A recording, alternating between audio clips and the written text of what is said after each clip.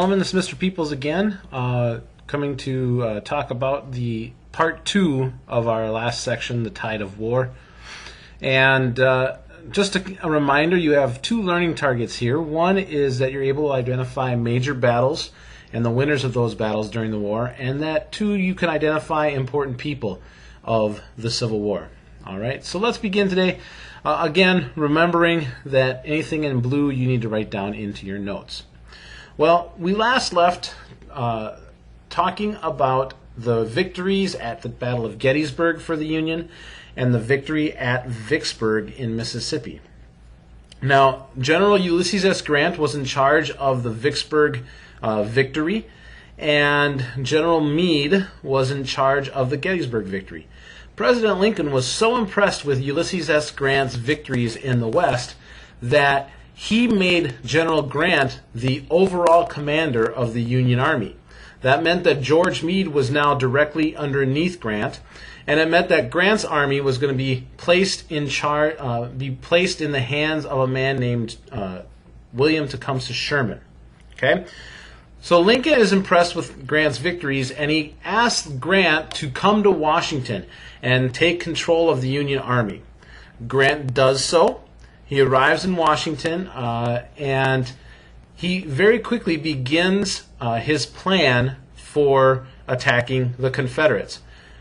Grant believed that he needed to keep the pressure on Robert E. Lee. He needed to continually attack, and he begins a series of battles that become known as the Wilderness Campaign. And these battles were designed to try and capture the Confederate capital of Richmond, located in Virginia. And this takes place in 1864. Now, each of these battles, Ulysses S. Grant loses a lot of men. In one particular battle of the Wilderness, a fire breaks out in the middle of the forest where the battle's taking place, and many soldiers are burned to death in the middle of this fire. And Grant is unhappy about the losses that occur in these battles. He's saddened by the fact that he lost so many soldiers. But his soldiers started to recognize a difference in Grant when, after a loss, Grant didn't go back to Washington like the other generals had. Grant continued to move towards Richmond. So the Union Army, as they moved south towards Richmond, they actually, I'm going to draw on here kind of what it looked like. If this is the Confederate Army and this is the Union Army, and they just had a battle here, the Union Army wouldn't go back to Washington. They actually would move further on south towards Richmond. And then there'd be another battle right here. And they would lose. But then they'd go and they'd continue south towards Richmond. This was the difference between Grant and all of those other generals of previous battles, is that Grant didn't run away. Grant went and fought and continued to fight and continued to bring the fight to the Confederates. Grant knew that the Confederates eventually would run out of soldiers. The Union had a lot more population than the South, and he knew that if he kept fighting, if he kept attacking, that eventually the South would lose the ability to fight the war.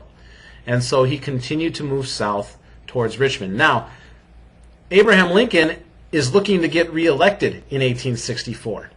And he's worried because Grant hasn't won the battle for Richmond yet, and he's starting to get nervous that he might not win the election, and he might lose the election of 1864. If he were to lose, he would lose it to a man named George McClellan, and George McClellan had already publicly said that he would end the Civil War immediately if he became president, meaning that he would allow the South to remain a country called the Confederate States of America, and allow the Union to be 2 separate countries. And so Lincoln was worried that he was not going to win re-election and not going to get to see the end of this war. But then Lincoln gets a well-needed victory, and he gets this victory from Grant's old army in the West. Grant's old army is taken over by General William Tecumseh Sherman, and Sherman leads a campaign to capture the city of Atlanta, Georgia. His 100,000 troops capture Georgia in September just 2 months before the election, and Savannah in December. These victories, Sherman's victories, help Abraham Lincoln get reelected. Now, when Sherman was attacking in the South, he practiced a strategy called total war, which was a destroying not only of soldier resources, but any civilian and economic resources. So as his troops would travel from town to town in the South, they would burn the farms, they would burn the houses that the farms were in, they would burn the warehouses where the food was kept, they would burn down the cities where their factories were. He basically destroyed everything in his path. And the idea was that if he ruined the South economy, that the soldiers would not be able to fight anymore. They wouldn't have food, they wouldn't have weapons. And so he hoped that this would speed the end of the war, even though it is a very cruel way to fight a war. There's William Tecumseh Sherman. And then here you can see on a map his different battles, taking off from Nashville all the way to Atlanta, then to Savannah, and then up into South Carolina and North Carolina.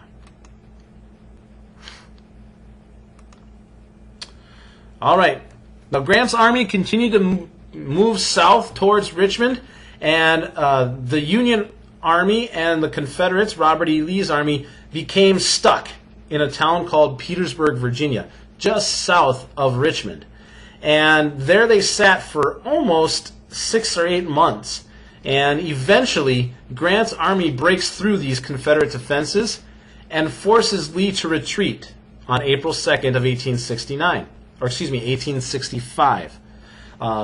As Lee's army starts to retreat, Grant surrounds Lee's army, and Lee is forced to surrender to General Grant in a small town called Appomattox Courthouse, Virginia, on April 9th, 1865. In this particular farmhouse is where General Grant accepted General Lee's surrender terms.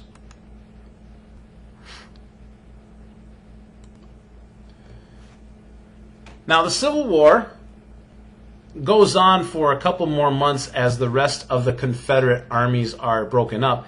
But essentially, April 9th, 1865 has long been considered the end of the Civil War. And it had deep and long-lasting effects. Almost 620,000 Americans were killed in this war. Okay? That's more than 500,000. The South's defeat ended slavery. The Southern economy was in ruins after the Civil War. And the North and South were still angry with each other. So these are things that just because the war is over doesn't mean that everybody comes back, shakes hands, and says, oh, well, let's go back to the way we were. It takes time for these wounds to heal. And in some places, those wounds are still healing today, even today, 150 years later. Okay? All right. Well, again, I'm going to just, hopefully, you were able to identify some of those major battles and those important people of this section. And we're going to talk about some of that stuff a little bit more in detail in class. But if you need to pause this and fill in your notes, please do so. And we'll see you in class. Thank you very much.